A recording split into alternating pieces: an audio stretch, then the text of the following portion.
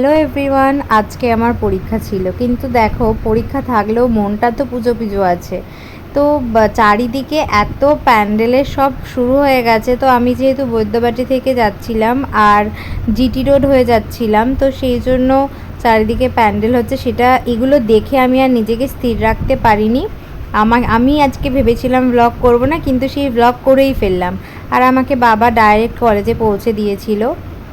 আর এই রকম শরতের আকাশ থেকে মনে হচ্ছিল এটাই, যে যদি পুজোর সময় ঠিক এই রকমই ওয়েদার থাকে, যেন একটুও বৃষ্টি না হয়, এরকম থাকলেই আমি বেশি খুশি হব। আশা করি তোমরাও সবাই খুশি হবে, ব্যাস তাহলেই আর কিছু চাই না। তো তারপর আমার পরীক্ষা মিটে যাওয়ার পর আমি ট্রেনে করে চলে এসেছিলাম। আর ট্রেনে উঠে আমি সৌম্যর জন্য এই চিড়ে ভাজার প্যাকেট দুটো কিনেছি, আর এই দুটো গার্ডার, এই রাবার ব্যান্ড, এগুলোই কিনেছি। ব্লগটা ভালো লাগলে পাশে থেকো।